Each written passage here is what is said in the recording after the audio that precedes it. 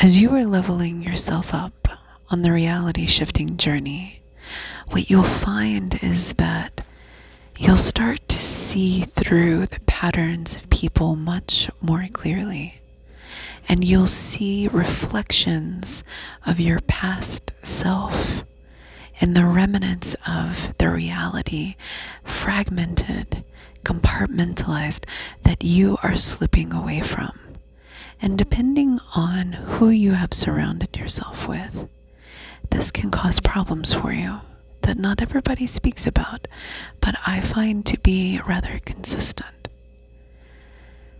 One variation is that when you start to change considerably, and I talk about my personal experience in my consciousness expansion series, you're free to listen to it, but you don't have to. What happens is that when you start to change the template of who you are, your personality changes, your preferences change. You might even start to dress differently, or to eat differently, or to have different habits.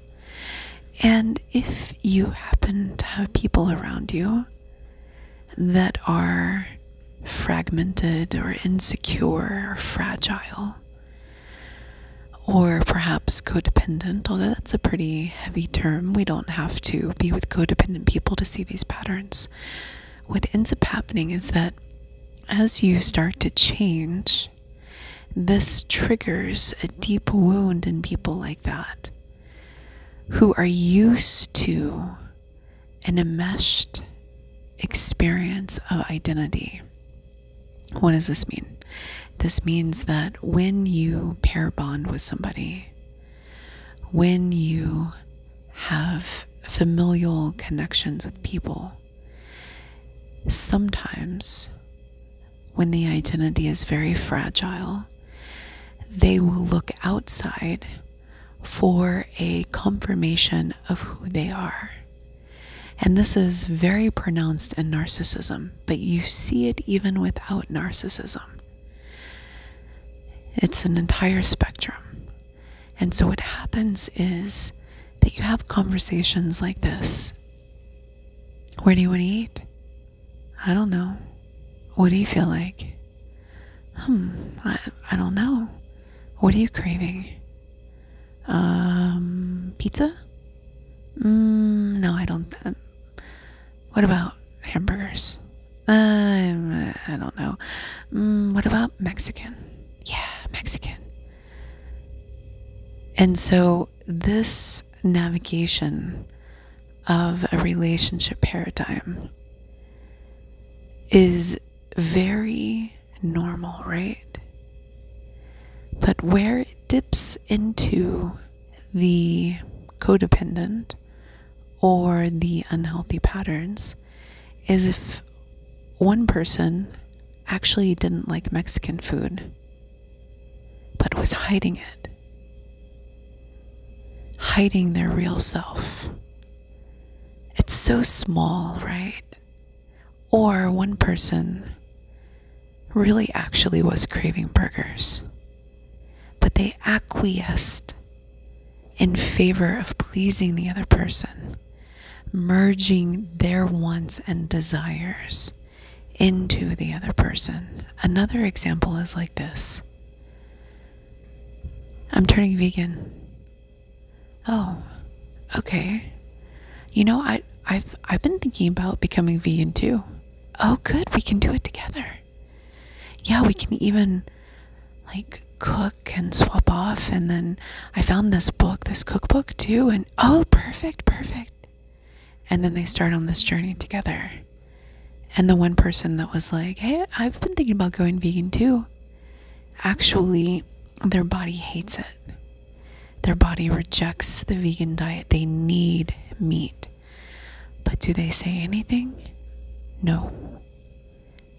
They join in the vegan journey, acquiescing their actual body's needs in favor of creating a joint identity with their partner. And we see this a lot, actually, especially in the spiritual awakening journey, where people will put on the clothes that they think that they're supposed to wear now, even if they don't really like it. Or some guys will start to grow out their hair, even if they don't really feel that that is for them. And sometimes there are diet changes, pretty radical ones at that. All juice diets, raw diets, and even though it doesn't feel right, and it's totally fine to try things out, right? We should always explore and try things out. But when we realize that it doesn't work for us, or that it stops working for us, like I used to meditate only in a very particular room, on a very particular blanket, in a very particular dress, with very particular environmental things around me like incense and mala beads, and sitting up in a very particular posture, until I realized that there were some meditation poses that I could do lying down.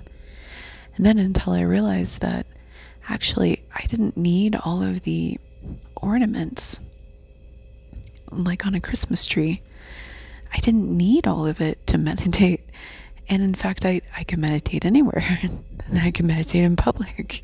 I can meditate with my eyes open. It's a different type of meditation, but I created this ritual around meditation because I thought that that's how I was supposed to do it.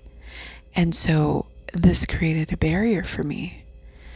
And only recently, and this has now been like 4 years that I took off only doing laying down meditations or quantum meditations. But I got rid of all of the ornaments except for a couple of things. And only recently did I start sitting up to meditate again, to practice that as a discipline.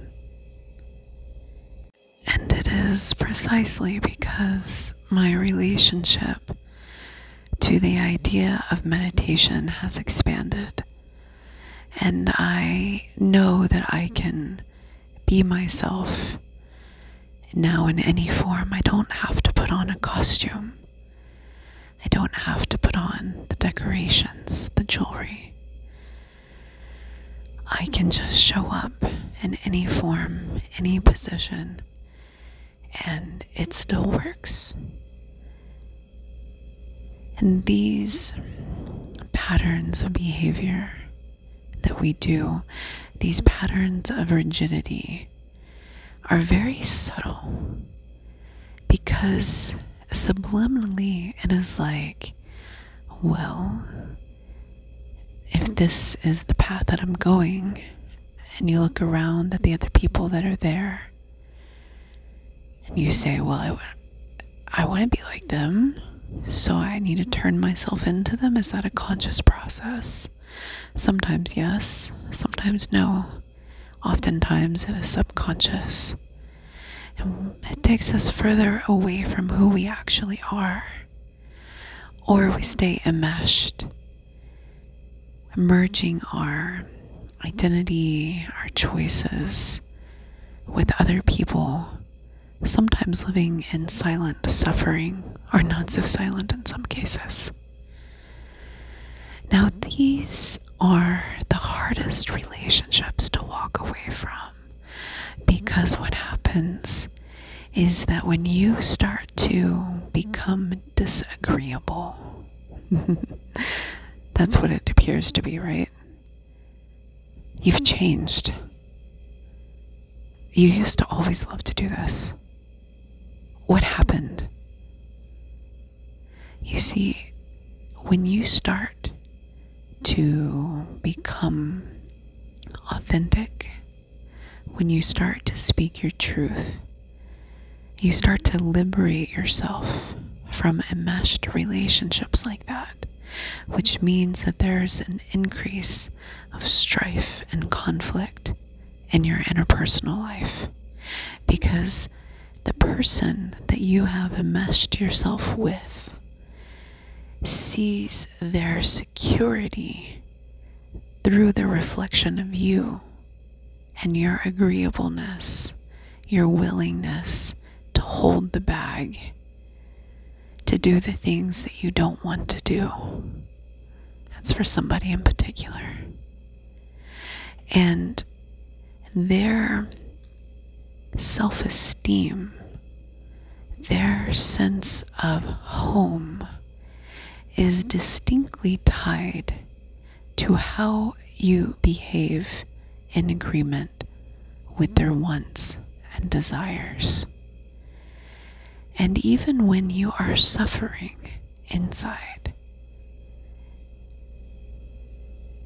you can't be disagreeable without shattering their esteem, which makes you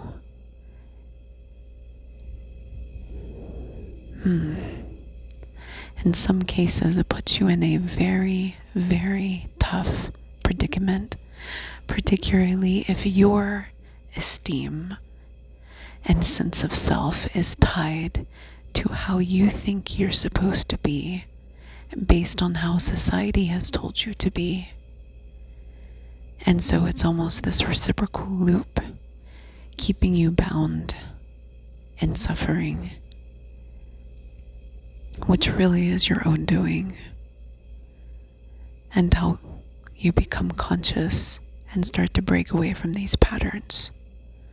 Because when you start to say no, when you start to pull away and be authentic and live in your truth, whatever that means for you, and different people will have different flavors,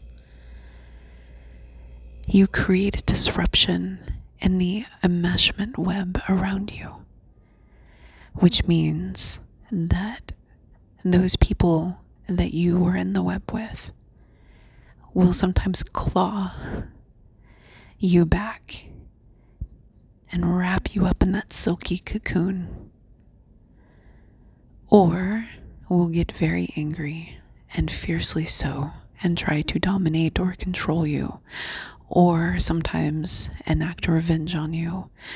Character defamation. We see lots of iterations of this. And this keeps you stuck in a reality where to be the good guy, you have to, or good woman or good they, you have to acquiesce and live in suffering, and silent suffering preferred. So the very notion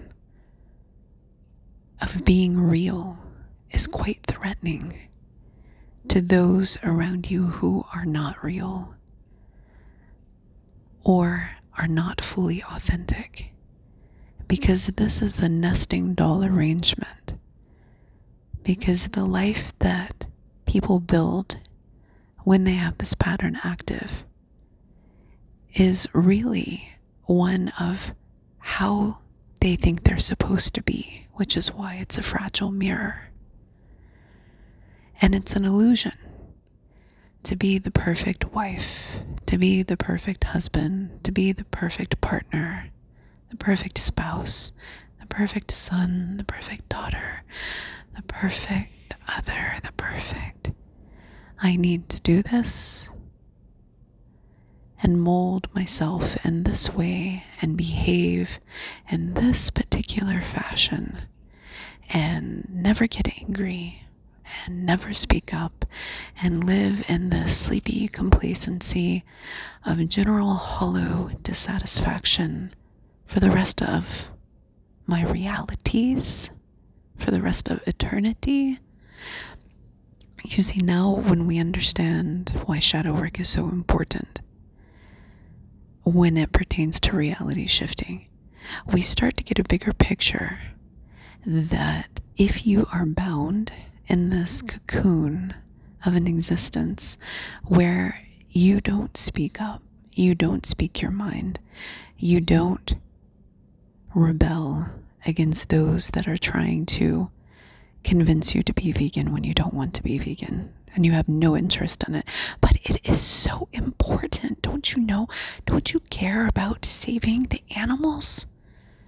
saving the planet. It is so, and now all of a sudden you are a villain. It's one example, but there are many. And so you will feel this pressure to conform, even when it is not your truth.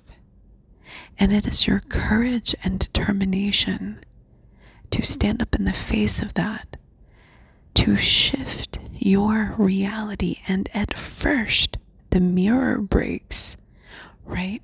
And nobody's happy because it's like the illusion is evaporating. And people have to learn who you really are, but you have to show them. And some of the greatest feats of courage come from living your truth authentically.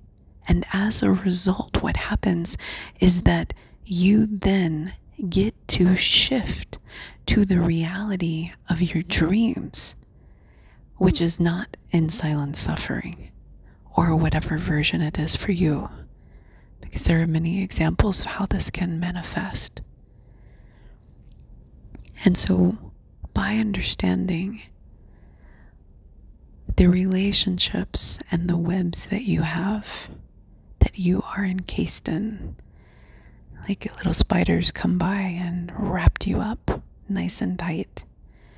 When you understand what that looks like and how you betray yourself, then you start to understand why your reality or realities are really not satisfying, because you yourself are not fully immersed in the truest expression of who you really are and what you really want and how you want to live your life. And until you master that, and this is part of the self-mastery journey, until you master that, you can shift and manifest all you want, and you always end up in the same place with that little cocoon and the spider right next to you that is just so happy that you acquiesced. So listen. If you're interested in this level of shadow work for reality shifting, I am a reality shifting coach. You are welcome to reach out to me, and I can give you my opinion, sometimes my confrontational opinion, because I model this. And so depending on your patterns, we work through conflict, and I demonstrate to you what it's like to be fully authentic and to be transparent. And sometimes it's really uncomfortable. And sometimes people get bothered by it because I can be intense and impassioned. And depending on where you come from, this can be seen as something is wrong or something is broken. But I show you and teach you how to use your voice and how to be real. And when we get into energetics, you can't lie. You can't hide, because I feel it. I feel it. Sometimes after hours, I feel you're brooding, and I get annoyed by it. Sometimes I do. I actually do. And then I tell you that I get annoyed. And if it continues to be a problem, then sometimes I raise the price. It's a shadow tax. So, especially if you're lying to me on the surface, it's a real thing. If you're coming at me like, no, everything's okay, but I do want to talk about this logically and rationally. Meanwhile, I'm feeling your actual emotions and you're not speaking your truth. So, shadow tax. It's fun. It's actually fun when we get to surf and ride the waves of reality shifting and do the real shadow work. Like, I'm not your mother, I'm not your therapist, and sometimes I tell you like it is, and I give you the chance to self-correct. It's a beautiful journey, but if you don't self-correct, then we pause. So feel free to reach out to me at sacredjourneyproductions@gmail.com. Okay, we'll talk soon.